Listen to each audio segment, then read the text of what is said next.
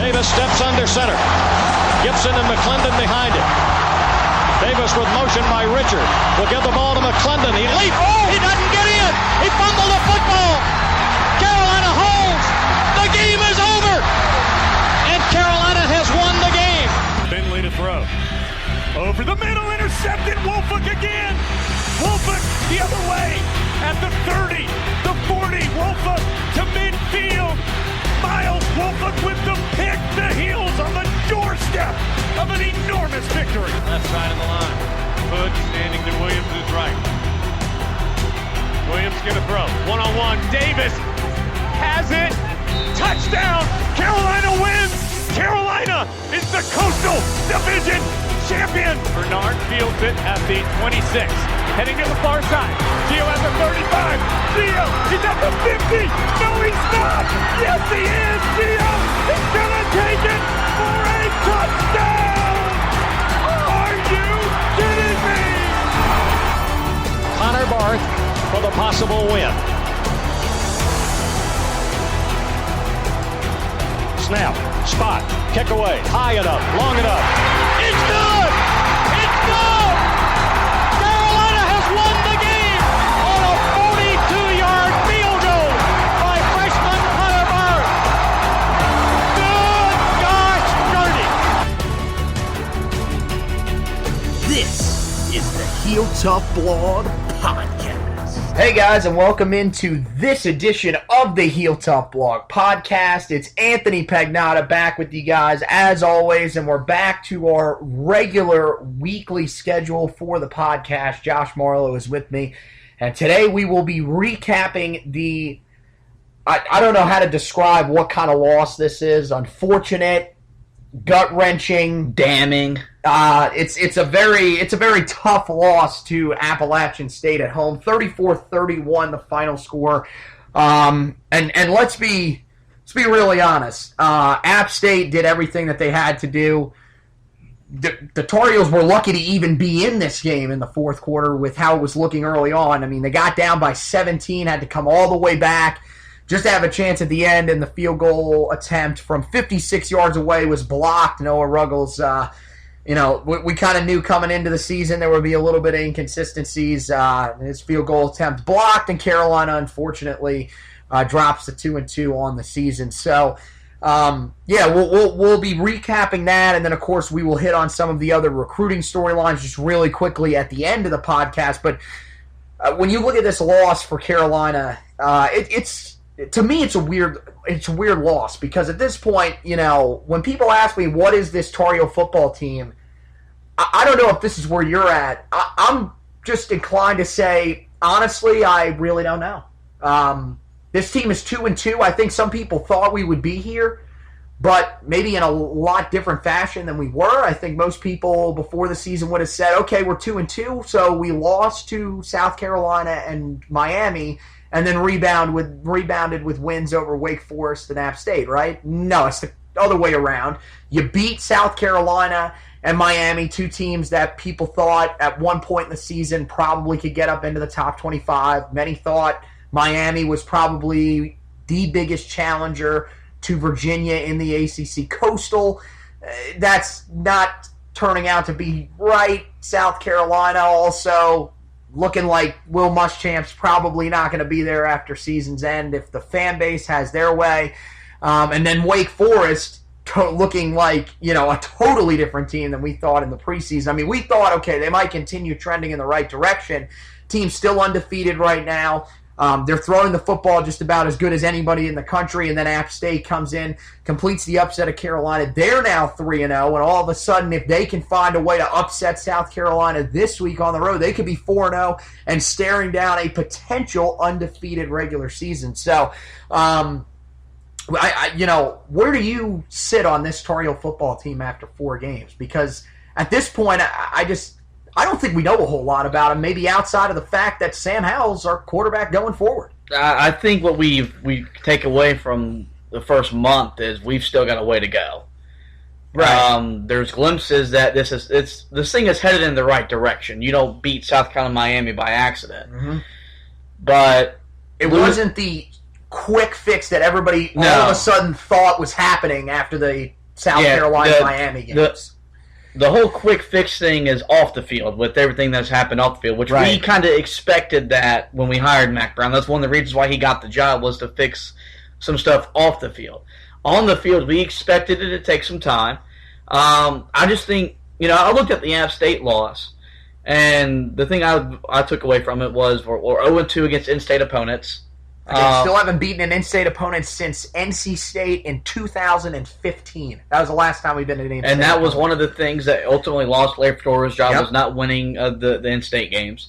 And also the thing I looked at was if this team was, going to be a bowl team, that was one of the games that you needed to win to kind of make your road easier. Right. Hey, we did the schedule breakdown. That was the second easiest game on the schedule. Yeah. That's what we came down to. And App State's been good. And obviously this team's pretty good. They beat us. But this is an App State that Satterfield had a couple years ago that was winning 10 games with relative ease. Right. I know they went to Penn State last year, 2 years ago, and gave them a game. But this was a game that still Carolina should have won.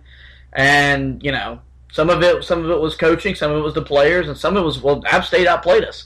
And we've got to figure out why we're not ready to play when the ball gets kicked off. Because outside of the Miami first quarter, we haven't been ready in any game. We weren't really ready in South Carolina. It was just, I think that being the first game of the year kind of helped us. Because both teams were nervous and on edge.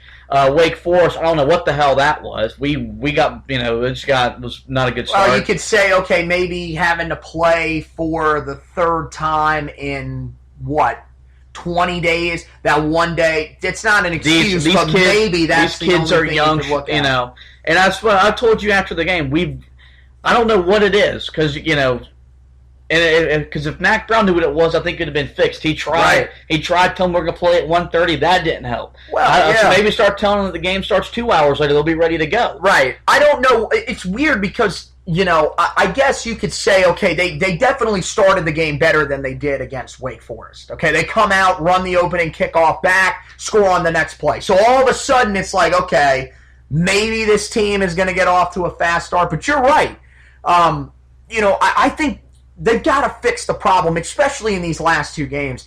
The reason that the Tar Heels have dropped both of these games is because, let's be really honest, those two games meant a lot more to those two schools than it meant to Carolina players. Which is a problem. Mind, yes, that should not be what is happening. I mean, the fact that coming into the game on Saturday, there were fans saying, we need to make sure that we don't overlook this game for Clemson. Why? Why are we even in that mindset yet? This is a team that had won 5 games over the past 2 years, and we win a game against South Carolina and a game against Miami, and all of a sudden you think that it's okay to start overlooking opponents? I mean, I don't think that's what the football team is doing. I think it's just the fact that, look, this team is young. This team has a lot of injury issues, especially along the offensive line and the secondary. So, yeah, getting off to some of these slow starts is really hurting. And I think here's the other problem. I mean, you look at how every single game has gone so far this year. They've played 4 games, and they have had to come back in every fourth quarter. They have gotten themselves into those sort of bad habits where, okay, we don't have to be overly aggressive early. We can kind of be conservative, keep ourselves in the game, and we can find a way to win. And look, what I just said right there, that's not only the players. It feels like the coaching staff is doing that too, where their mindset is, let's keep ourselves in the game, not let's come out and take control of this game. Because let's be really honest, I mean, on paper, we were better than probably both of the teams that we played in the last 2 weeks. I mean, Wake Forest, it's close. They've got some talent, especially on the offensive side of the ball. But if you look at just on paper, I would say we're the more talented team in both of those games. But I don't know, for some reason, it still looks like they're playing that game plan that we saw against South Carolina, which is stay in the game and give yourself a chance to win. You shouldn't be playing that way. And I told you after Miami, this isn't a recipe for extended success. You're not going to – look, Sam Howell's good. I'm not asking a 19-year-old kid to win me games every week. I'm not. Yeah, I mean, and that's what he's done a good job putting us in position all 4 weeks to have us a chance to win. Yes. Which is all you can ask for. But it's not. I don't want to play 12 games that way. Well, telling a 19-year-old, "Well, go. You're going to make us a play." Because I don't care if the kid's 19 or 20. Because he's 22. He's not Right. going to make the play every week. You should never put your quarterback in that situation 4 straight games to start a season. And you need to take pressure off of your quarterback at some point. And the injuries, yeah, but guess what? This is football. Oh, yeah. Kids are going to get hurt. Right. You step the hell up and make plays. Well, it's not the number of injuries. It's really more of who the injuries are to and where they're focused at. Because like I just said, the offensive line is hammered with injuries. With Charlie Heck being out on Saturday, the Tar Heels started one player, that's right, one guy who had a start prior to this season on the offensive line. Who was that? That was Jordan Tucker, who was listed as questionable the entire week with a knee injury of his own. So that's your real issue right there, is that you don't have the experience, and especially on the offensive line and in that secondary like I talked about, which we'll talk about here in just a second. These guys are having to learn on the fly. There's no, okay, well, you've been able to adjust over the offseason. We've been running you guys as the ones all offseason. That hasn't happened. I mean, you got to look at, let's look at the guys that were running with the ones for the entire offseason. With Charlie Heck not playing on Saturday, there were only 2 of them. Tucker, we just talked about, and Ed Montilus, who didn't even play the whole game. He kept getting rotated in and out with Billy Ross, which kind of makes me question whether that's because they feel that Montilus hasn't been performing that well, or is there an injury that we're not hearing about with him that he's fighting off and staying on the field? So, I mean, that's the right now, the offensive line, to me, is really the one that's getting destroyed by the injuries. I mean, you've already lost your 2 senior leaders, and the guy that we thought was going to take over at right tackle and is having a pretty solid year is having his own injury problems. In the secondary, I mean, you look, your best guy in the secondary all year is Miles Woolfolk. He's the only one that's creating any turnovers for your team because you still have not recovered a fumble so far this year in 4 games. He's got all 3 interceptions in the secondary, or no, excuse me, that's right. Miles don't have the interception against Wake Forest. But 3 of the 4, and now he's out for what could be an extended period of time. I know that they said he's questionable for this Saturday. That is possible, but I'm going to be honest, he did not look good trying to get off the field on Saturday night after the handshakes. He could barely walk on his right leg, so hopefully, that gets better as the week progresses. Hopefully it's nothing too severe. But right now, I mean, this team is beat the hell up, especially on in those 2 units. And, I mean, I know it's not an excuse. There's guys that are going to have to step up. Cameron Kelly, DJ Ford are going to have to step up in the secondary. As for the offensive line, Joshua Zudu, Billy Ross, who we talked about, William Barnes, who is a guy that was a 4-star recruit that just hasn't really panned out. Those are the names that are going to have to step up, but it doesn't help, especially for a team that's as young and especially as thin as this team is right now. Let's talk a little bit about Howell because, that's, I think, the only thing that we have kind of set in stone. I know there are some people that are probably a little worried about his performance on Saturday. I'm not overly concerned about it. I mean, the screenplay interception, it looked like, I'm not entirely sure, it might have been tipped at the line of scrimmage. Even if it wasn't, still wasn't a good throw to begin with. Didn't like the game planning from the offense to even throw a screenplay there. And then his second interception was probably the worst throw that we've seen from him this season, but came, of course, after the no pass interference call that many thought De'Ami Brown should have gotten. I mean, at this point, he's definitely the guy going forward. I feel like there's definitely some things he's got to work on, going through his progressions a little quicker because he's taken a lot of sacks, as well as, protecting the ball a little bit more because, of course, the fumble that was returned for a touchdown was one of the big reasons why Carolina wasn't able to come back and win. But I mean, this kid is, that's one of the things that at this point you can't really criticize about this team so far. Their quarterback play, they've at least found that guy going forward for the next couple of years. Yeah, which I mean, I think we left South Carolina thinking, okay, we have our quarterback, and look, kind of like as the program, the quarterback's going to take some lumps. He's done a remarkable job through 4 games. He's got a 9-2 touchdown interception ratio. I know he's fumbled it a couple of times. Got to work on that.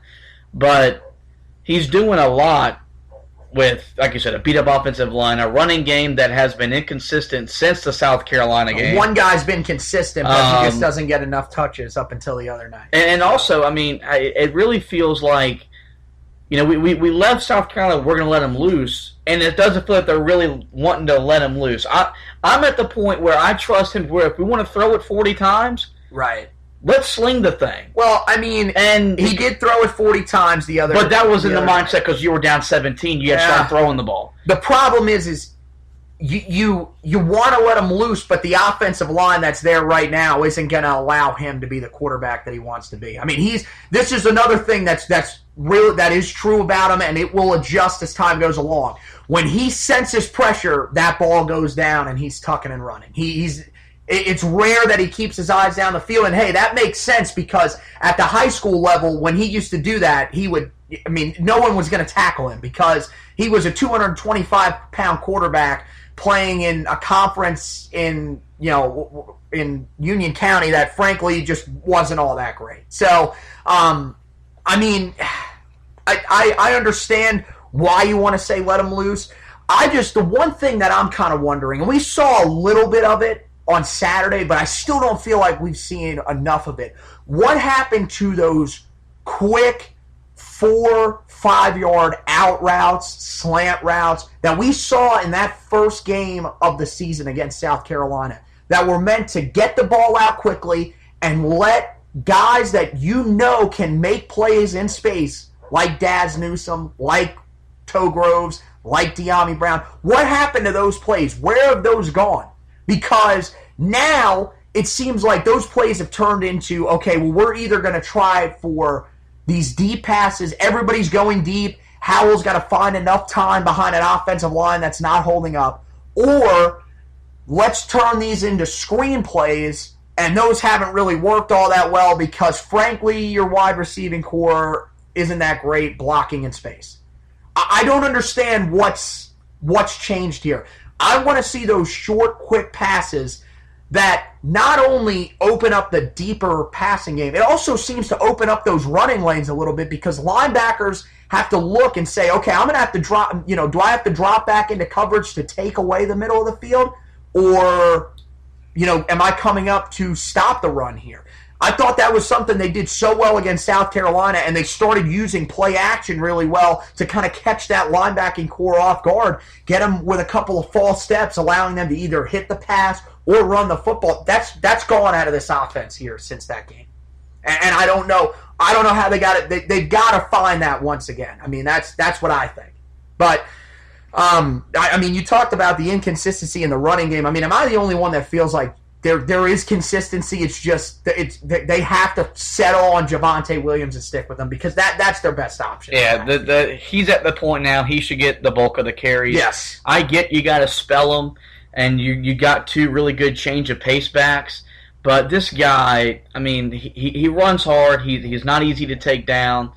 He seems to be more decisive in terms of finding a hole and hitting it. Yes. Michael Carter showed that in the opener and has gone back to the old Michael Carter that wants to dance in the backfield and not go anywhere. That's a problem. So, yeah, we left Miami saying this is the guy that needs the ball. Mm-hmm. Last week against App State, 16 carries, 94 yards, almost 6 yards a pop.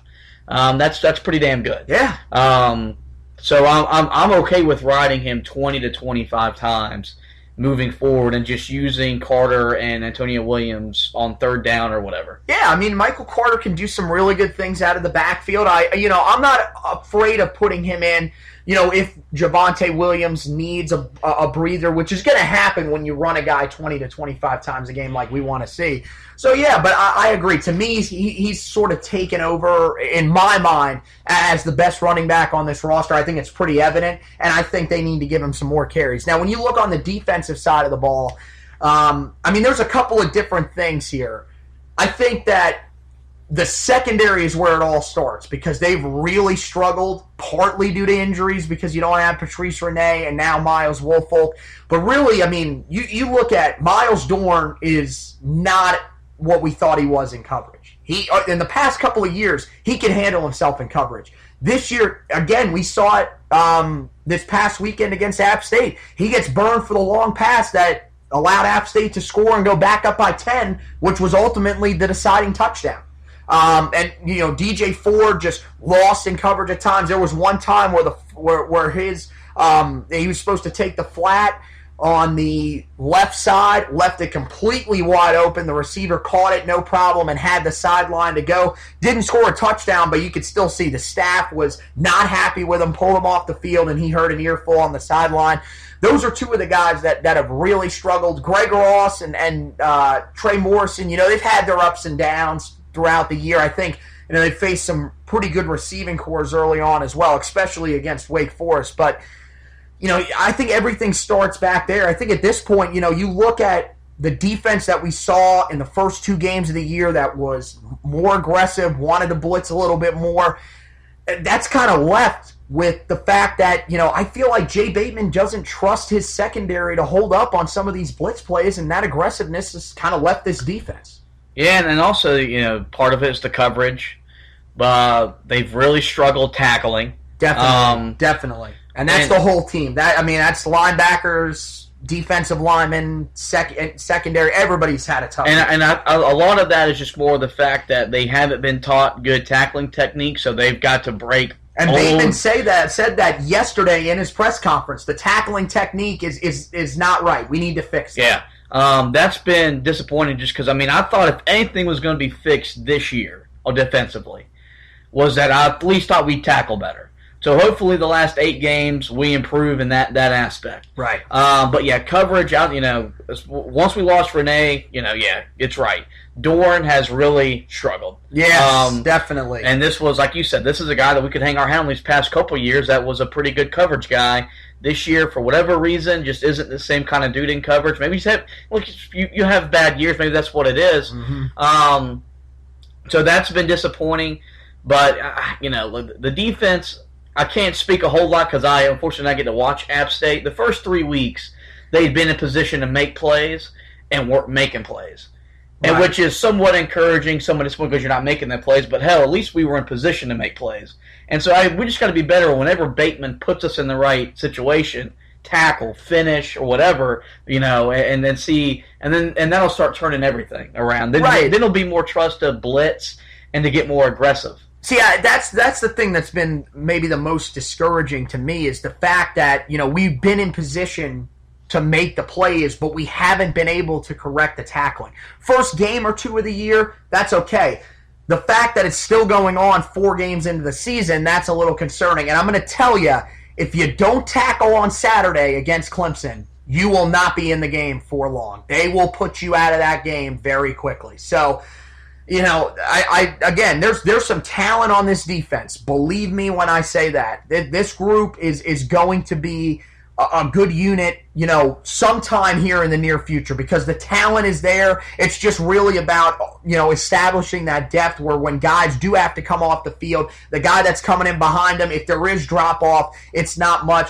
But really, the talent also has to be able to go out there and make those tackles in open space because, we've been asking, okay, get to the football, have everybody get to the football, gang tackle. That just hasn't really happened. And guess what? In today's game, the design is to space you out. So you have to be able to tackle in open space because you're going to be put in those one-on-one situations pretty often. But, one of the other things I'd like to see come back, I know that, it was helped by the fact that they were blitzing a little bit more. The defensive line has not been what it was the first 2 games of the season. It has definitely dropped off the production over the last 2 weeks. And you look, against a team in Wake Forest who is very pass-heavy this year, Jamie Newman was able to pick them apart relatively easily.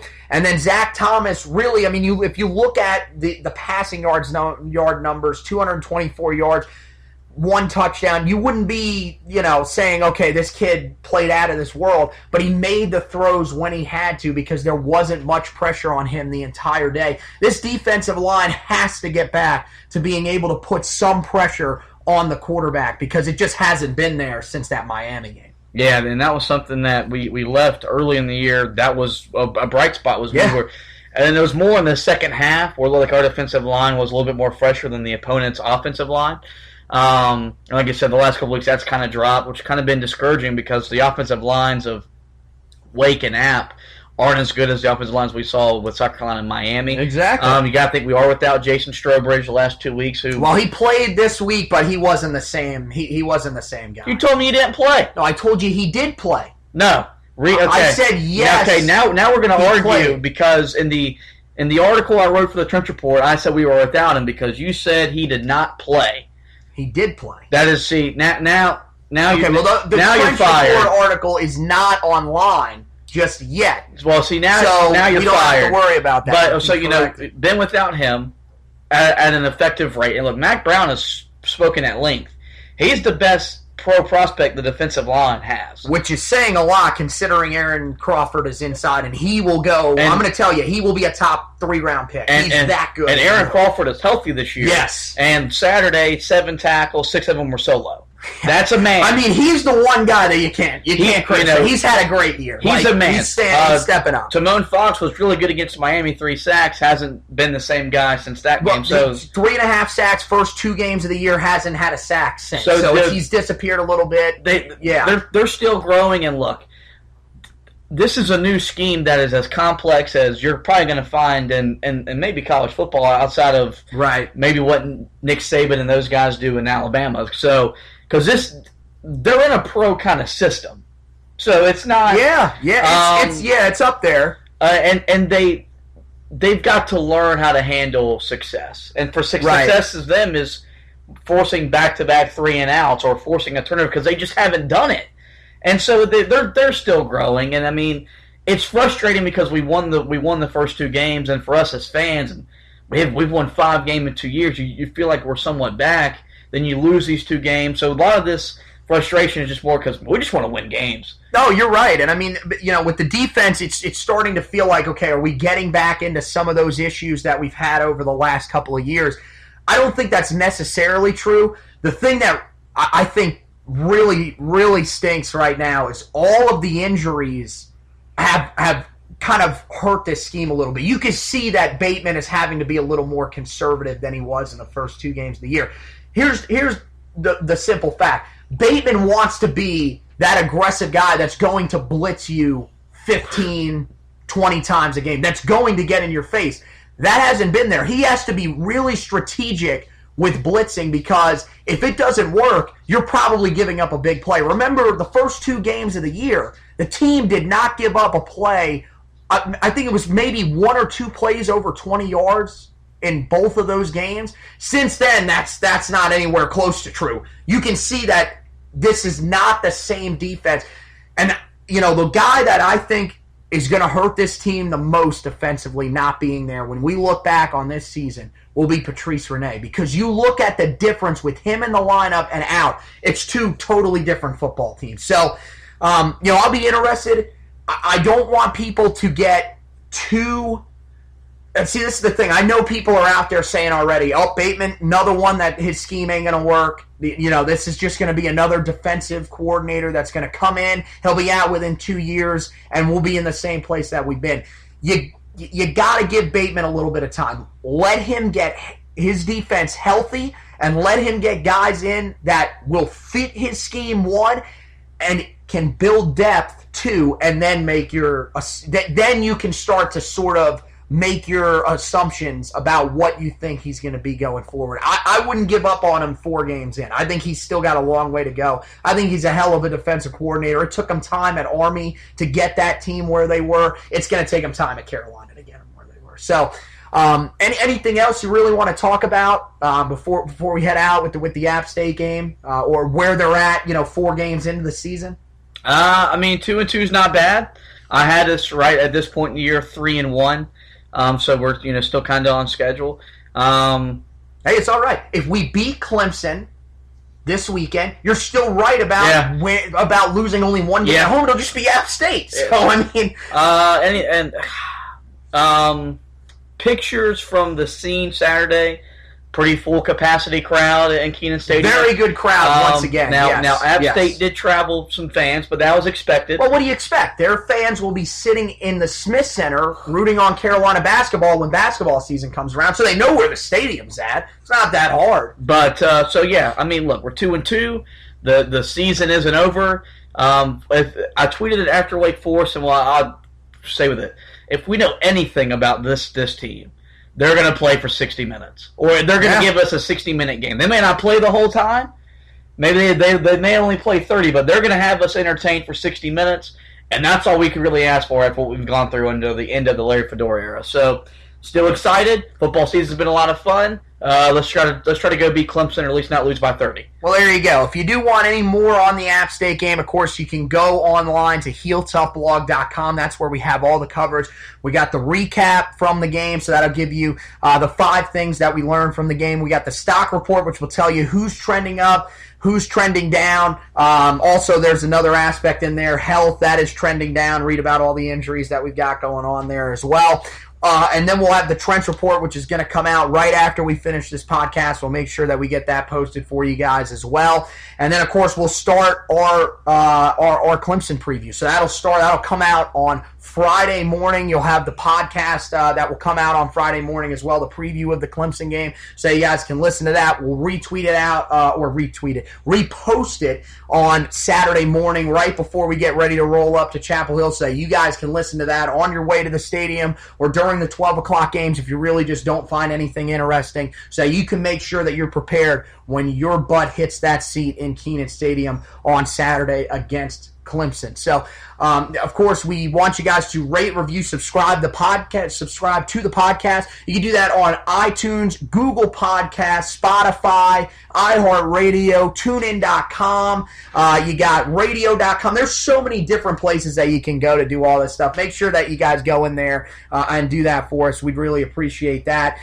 Just let us know where we can get better. Let us know if there's something that you want in the podcast that we haven't had so far. And we'll make sure that we get that in there for you guys. So, for Josh and for Anthony, thank you guys for listening. And as always, go Tar Heels!